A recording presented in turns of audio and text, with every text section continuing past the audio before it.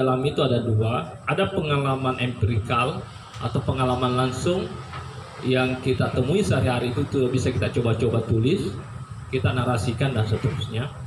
Kemudian ada pengalaman yang sifatnya pengalaman intelektual dari membaca.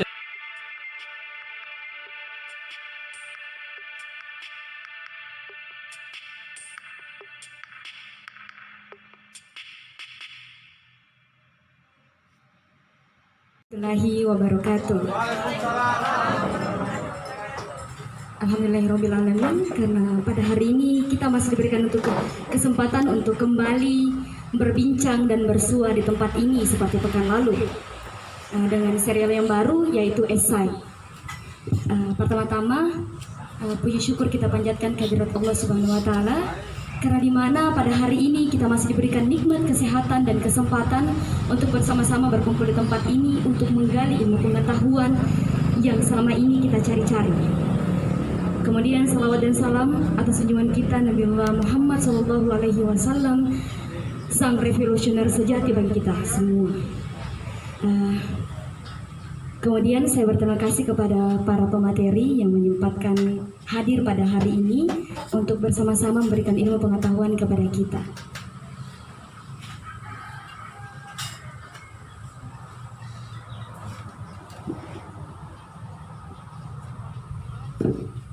Baik, langsung saja.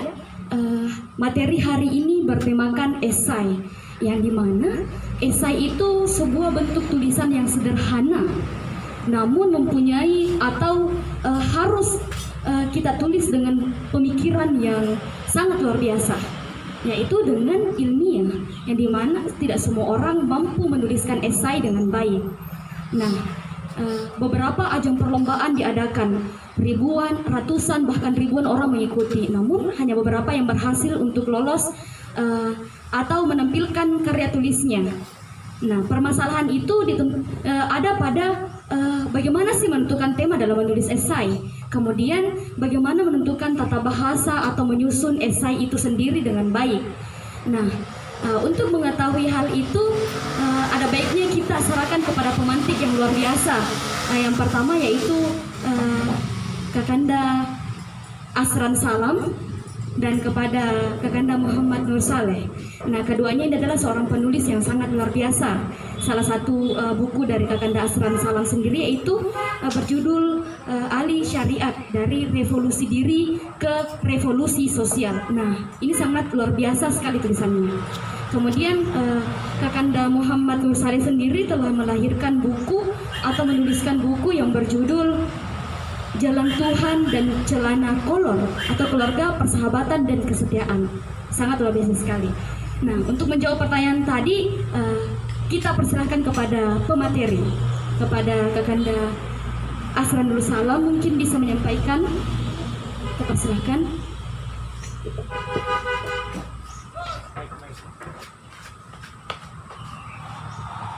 Ya, terima kasih atas kesempatannya. Bismillahirrahmanirrahim. Assalamualaikum warahmatullahi wabarakatuh. Selamat sore, salam sejahtera buat kita semua. Ini kesempatan kedua kalinya jadi pembicara di tempat ini. Di hari Jumat yang lalu juga kalau tidak salah bicara tentang puisi. Sekarang kita bicara tentang esai. Hari ini saya ingin bercerita sedikit tentang pengalaman saya nulis tentang esai, menulis esai. Awalnya saya menulis tidak pernah membaca teori gitu. Jadi saya tidak pernah membaca teori tentang menulis. Saya tidak pernah membaca tentang apa itu esai. Saya menulis saja. Kemudian lama-lama dari tulisan itu orang kemudian mengkategorikan, oh tulisan kamu itu ya disebut esai.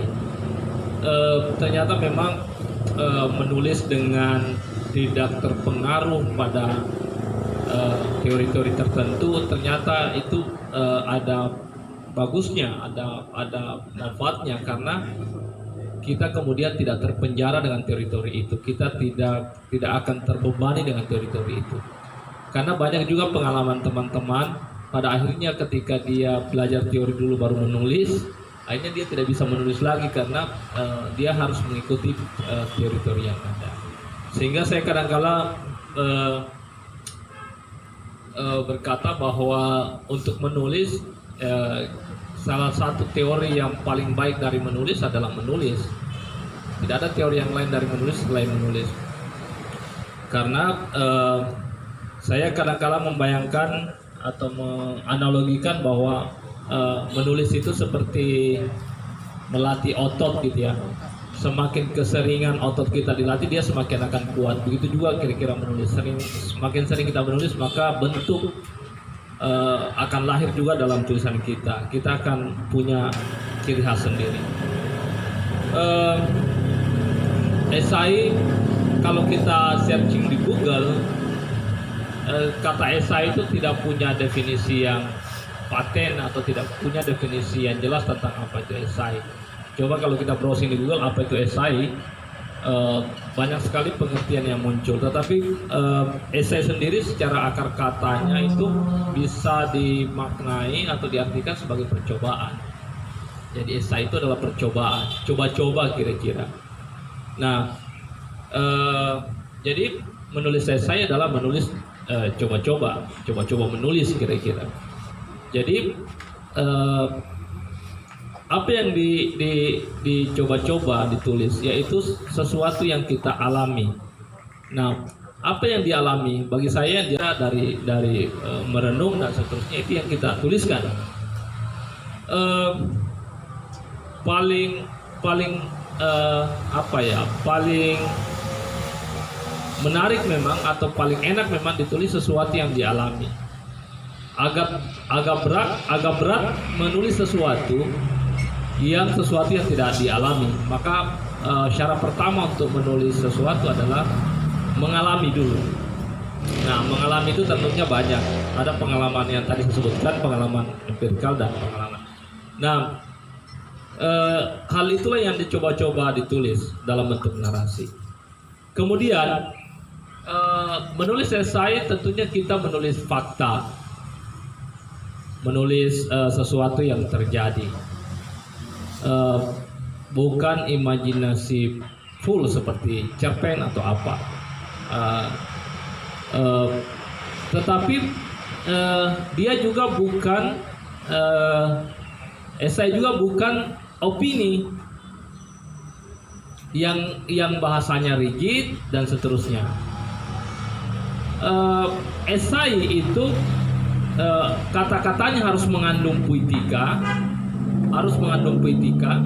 tetapi bukan juga puisi.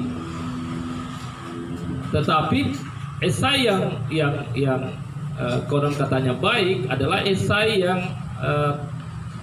gaya bahasanya dikemas dalam gaya bahasa sastra, atau unsur puitikanya ada, tetapi dia bukan puisi.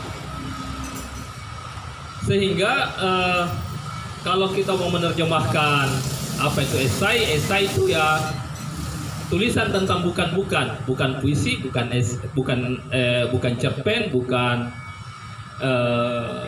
opini, apalagi novel. Apa itu esai? Esai adalah tulisan bukan. Kemudian bagaimana menentukan judul dalam esai? Ada buku yang ditulis oleh Muhyiddin M. Dahlan. Muhyiddin M. Dahlan ini penulis, paling familiar bukunya adalah Tuhan Izinkan Aku Jadi Pelacur, sebuah novel yang sangat familiar ya, yang sangat populis. Itu karya beliau. Nah, di tahun lalu kalau tidak salah dia menulis buku Inilah Esai. Kira-kira buku itu semacam panduan tentang bagaimana menulis esai. Di buku itu digambarkan tentang ragam macam esai, mulai dari pengertiannya dan bagaimana strukturnya dan seterusnya. Dalam hal pemilihan judul dan seterusnya, di dalam buku itu kategori lengkap. Tetapi bagaimanapun itu, ketika kita mau mengikuti sepenuhnya dalam buku itu juga bisa menjadi penjara bagi kita. Kemudian bagaimana, saya kembali lagi bagaimana pengambilan judul dari esai. Nah, esai kadangkala itu tadi pengambilan judulnya bisa dikemas dalam bentuk kalimat sastrawi atau judul yang sifatnya sastrawi. ataukah misalnya dia bisa judulnya dimulai dengan pertanyaan, bisa juga seperti itu.